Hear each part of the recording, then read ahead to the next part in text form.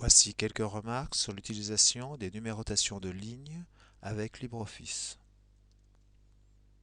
Il est nécessaire d'afficher les paragraphes ainsi que les styles. Un texte, c'est comme un mur fait de briques. Les briques ici sont les paragraphes. Affichons les caractères non imprimables.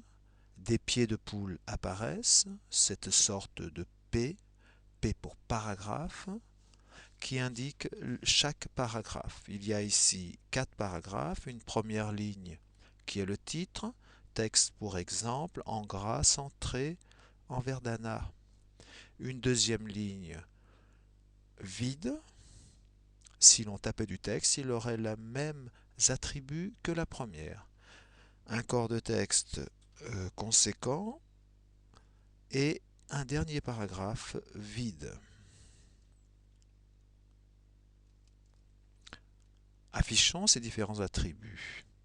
Ce sont les formats, des styles et formatage. On peut afficher avec la touche F11. Ils sont rangés par catégorie, style de paragraphe, et ces styles de paragraphe sont aussi rangés en style appliqué. Style personnalisé sont les styles que vous allez créer. Ici, 4 paragraphes qui ont tous le même style, le style par défaut.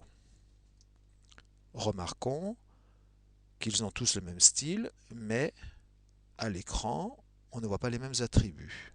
Que s'est-il passé? Dans la première ligne, il y a eu surcharge. On a rajouté un formatage direct.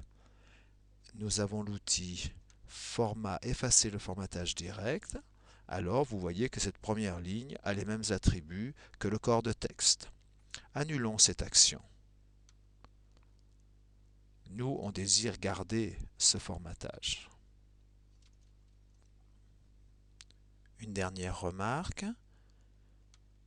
Si je clique dans mon texte et que j'appuie sur la touche Entrée, que je maintiens enfoncée, puis sur la touche majuscule, que je maintiens enfoncée, puis sur la touche Entrée, je ne crée pas un nouveau paragraphe, mais un retour à la ligne. Il n'y a pas de pied de mouche. Pour créer un nouveau paragraphe, il faut appuyer sur la touche Entrée uniquement et cette fois-ci, vous avez le pied de mouche qui est créé.